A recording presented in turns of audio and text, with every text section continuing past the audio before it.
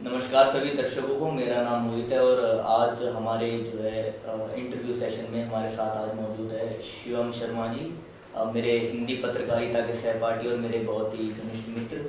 तो आपका स्वागत है शिवम। जी जी जी, बहुत बहुत धन्यवाद मोहित जी, आपने मुझे यहाँ बुलाया और एक मौका दिया। मैं आप सभी आपका और आपके दर्शकों का शुक्रिया अदा करना चाहता हूँ कि मैं यहाँ आया और आप जैसे पर्सनालिटी अभिभूत होने का मुझे मौका मिल रहा है, तो मेरे लिए तो बहुत सौभाग्य की बात है। मेरे लिए भी उतनी ही सौभाग्य की बात है ये तो। आपने पढ़ाई की अलीगढ़ से, जी फिर इलाहाबाद यूनिवर्सिटी में आपने जो है छात्र राजनीति में भी बहुत सक्रिय रहे। जी एबीवीपी के आप प्रदेश जी कार्यकारिणी अध्यक्ष रहे। साथ ही साथ जो है उसके बाद आप आईआईएमसी जैसी संस्थान में जो है आपने दाखिला लिया और हिंदी पत्रकारिता में अब आप आगे अपनी पढ़ाई कर रहे हैं। तो ये आपका सफ़र राजनीति से पत्रकारिता में आने का सफ़र, ये कैसे आप? देखिए मोहित जी, आदमी का एक सफर होता है, आदमी उसमें गहराई से जाना चाहता है। मेरा सफर था कि मैं जीवन में राजनीति करूं, लेकिन उसके लिए मुझे परिदृश्य चाहिए था, उसके लिए मुझे पथ चाहिए था। मैं एक दिन बैठा हुआ था अपने छात्रावास में, तो मेरे एक सीनियर आईएमजी से पढ़े हैं, इस समय समृद्ध पत्रकार है, नाम नहीं लेना चाहूँगा, तो आए, बोलने लगे कि शिवम क्या आगे करना है, तुम्हारी ग्रेजुएशन कंप्लीट हो चुकी है। हम कहे सर देखते हैं क्या करेंगे आगे, क्योंकि सीनियर को हमारी यूनिवर्सिटी में सर बोलते हैं। उन्होंने कहा कि तुम्हें क्या करना है आगे, लक्ष्य क्या है, तुम्हारा ध्येय क्या है। मैं कहा सर मेरा ध्येय एक है राष्ट्रभक्ति और राष्ट्र सेवा, और मेरा ध्येय है कि मैं आगे पत्रकारिता कर सकूं।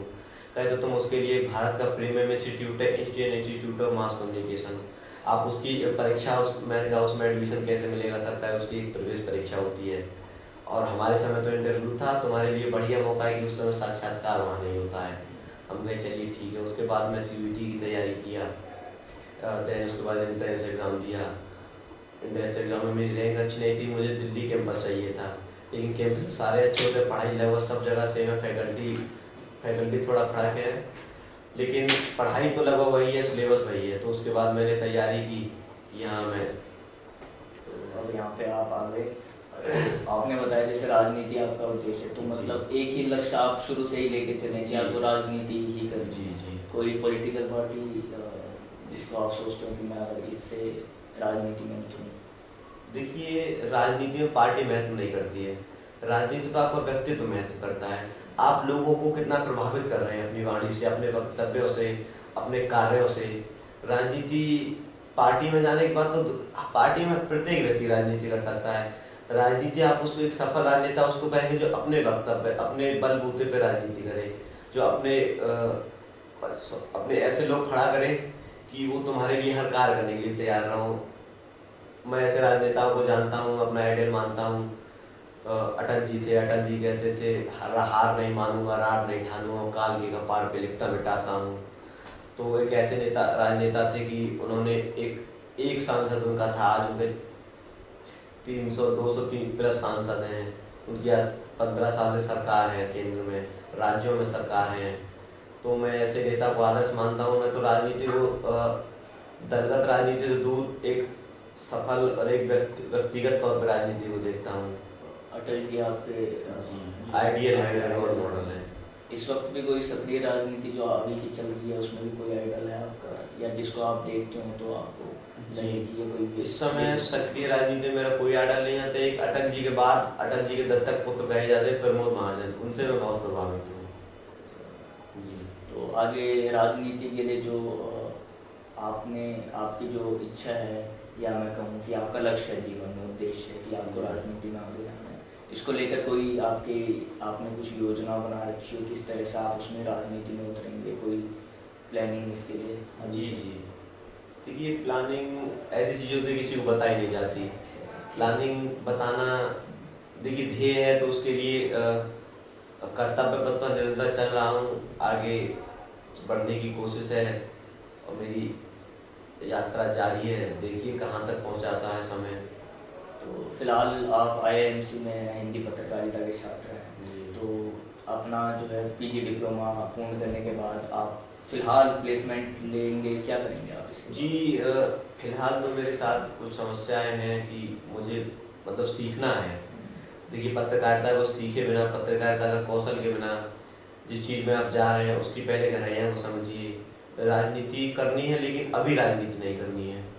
अभी जो सीख रहे हैं, समझ रहे हैं, जान रहे हैं, अभी उस पर काम करना है कुछ दिनों। उसके बाद देखिए, अटल जी भी पत्रकार थे पहले, पत्रकारिता उन्होंने की, हालांकि लॉ भी उन्होंने किया। मेरा ऐसा उद्देश्य है कि मैं आईएमसी के बाद लॉ भी करूं, क्योंकि एक सफल राजनेता को एक अच्छा वकील और एक अच्छा पत्रकार होना, मैं ऐसा मानता हूं। बाकी और लोगों की क्या सोच है, क्या उस चीज़ के बारे में जानते हैं, क्या मानते हैं, मैं उनसे मतलब नहीं है। एक बहुत फेमस कोट है कि लाख दलदल हो पाँव जमाए रखिए, हाथ खाली ही सही ऊपर उठाए रखिए, और कौन कहता है छलनी में पानी नहीं रुकता, बर्फ बनने तक हौसला बनाए रखिए। तो मैं तो हौसला बनाए हूँ, जब तक मैं आगे राजनीतिक सफर मेरा जैसा भी रहेगा, कठिनाइयाँ रहेंगी, संघर्ष हर प्रत्येक व्यक्ति के जीवन में, बिना संघर्ष के व्यक्ति अधूरा है। मैं जितना कर सकता हूँ देश के लिए, लोगों के लिए, समाज के लिए करूँगा। बाकी देखिए, राजनीति में ज़रूरी नहीं कि आपके पास कोई पद हो, या आप समाज के लिए मुझे अच्छा करना है। पत्रकारिता के बाद मैं राजनीति में जाना चाहता हूँ, यही सब मेरी महत्वाकांक्षाएँ हैं। तो राजनीति चुनने का कोई विशेष कारण इसके पीछे कोई? देखिए, राजनीति चुनने का कारण नहीं होता है कोई। लोग बताते हैं कि राजनीति एक ऐसा खेल है, लोग राजनेताओं को गालियाँ देते हैं। मैं सुना हूँ, लोग राजनेताओं को बताते हैं कि ऐसा है वैसा है, लेकिन कहीं ना कहीं वो समाज भी ये कहता है कि सबसे चालाक होता है नेता, जो किसी व्यक्ति को किस तरह से देखता है, उसका देखने का नजरिया दुनिया को, समाज को, लोगों को अलग तरीके से होता है। और मैं इस समय पत्रकार स्टूडेंट हूँ, और मुझे आगे जीवन में बहुत कुछ करना है पत्रकारिता में। उसके बाद मैं नेतागिरी में आऊँगा, नहीं आऊँगा, वो समय काल और परिस्थितियाँ तय करेंगी। हालांकि एक व्यक्ति सिर्फ किसी चीज़ पर संघर्ष कर सकता है, आगे समय तय करेगा कि मुझे क्या करना है, क्या नहीं करना है। आपका प्रश्न क्या था? थोड़ा मैं ना, आपने बहुत खूबसूरत उत्तर दिया, जो भी मेरे प्रश्न है वो सही जवाब। या बाकी आपने जैसे अपनी ग्रेजुएशन के साथ साथ जो छात्र राजनीति में बहुत सक्रिय रहे। देखिए, भारत के अंदर मैं अनेकों ऐसे लोगों को जानता हूँ, आज़ादी से लेकर आज तक, जो छात्र आंदोलन, छात्र राजनीतियों से जुड़े हैं, और आज देश में प्रधानमंत्री रहे हैं, मुख्यमंत्री रहे हैं, राष्ट्रपतियाँ रहे हैं। मेरे इलाहाबाद यूनिवर्सिटी के 2 सीनियर हैं जो प्रधानमंत्री रहे, पूर्व प्रधानमंत्री चंद्रशेखर, स्वर्गीय चंद्रशेखर, स्वर्गीय वीपी सिंह, दोनों प्रधानमंत्री रहे हैं भारत जैसे समृद्ध देश के। तो छात्र राजनीतिक नेताओं के लिए एक नर्सरी के तौर पे देखी जाती है, जहां आप जो आने वाली राजनीति में, सक्रिय राजनीति में होने वाला है, वो छात्र राजनीति आप बहुत अच्छे तरीके से सीख सकते हैं, महसूस कर सकते हैं कि आने वाले समय पे क्या होने वाला है, क्या हो सकता है। देखिए, छात्र राजनीति में भी एक होता है, जैसे सक्रिय राजनीतिक दलों में एक दो कटाक्ष हो जाते हैं, एक ऐसे गैंग मान लीजिए आप, गुटों में बढ़ जाते हैं। तो छात्र राजनीति वो पहले से आप जान लेते हैं कौन क्या गुट है, क्या गुटबाजियाँ होती हैं, कैसे आगे लोग आपसे क्या अपेक्षाएं लोगों की हैं, कैसा आप समाज के लिए कर पाएंगे, और कैसे आप आगे बढ़ सकते हैं। तो राजनीति में देखिए, छात्र राजनीति बहुत कुछ सिखाती है आपको। छात्र राजनीति में आप जेल जाएंगे, लोग आप पे टिप्पणियां करेंगे, आपके बारे में कुछ 10 लोग बुरा कहेंगे, आपके माता पिता को भड़काएंगे कि देखिए छात्र राजनीति कर रहा है, आगे वाले भविष्य में इसका क्या होगा, जेल अभी से जा रहा है। देखिए, जेल जाना छात्र राजनीति में एक आम बात है।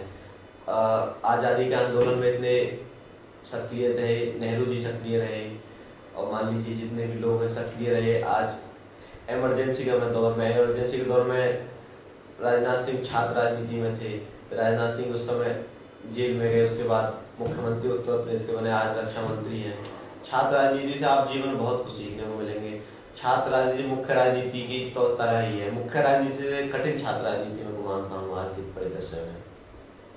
तो बहुत जो है आपने हमें इंसाइट दिए खूबसूरत, छात्र राजनीति से लेकर जो है आज की भारतीय राजनीति तक भी। तो बहुत सुंदर चर्चा रही आपके साथ, बहुत अच्छा लगा हमें जो है। उम्मीद करता हूँ दर्शकों को भी हमारी चर्चा सुनकर बहुत ही आनंद। देखिए, मैं एक कोटेशन देना चाहता हूँ, कुछ बनना है तो समुंदर बनो।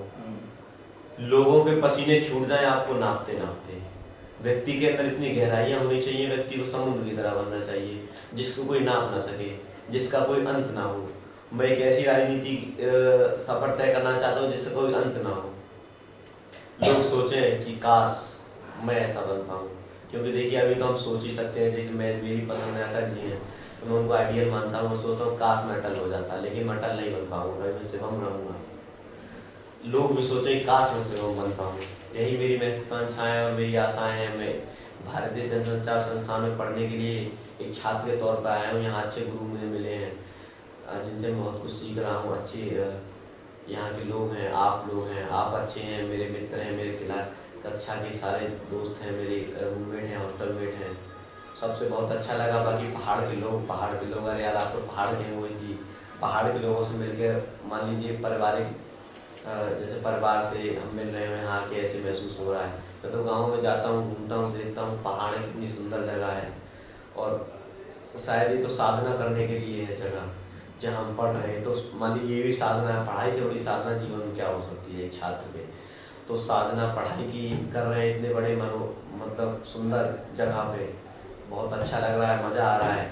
और यही मज़ा जीवन भर चले। पत्रकारिता में मज़ा है, बहुत अच्छा कि हम पत्रकारिता लिए। बहुत बहुत धन्यवाद आपका मोहित, जो आपने हमारा इंटरव्यू किया। आपने तो बहुत बहुत शुक्रिया आपका हमारे साथ जुड़ने के लिए। आपने बहुत अच्छी जो है बातचीत करी हमारे साथ, बहुत बहुत शुक्रिया। धन्यवाद।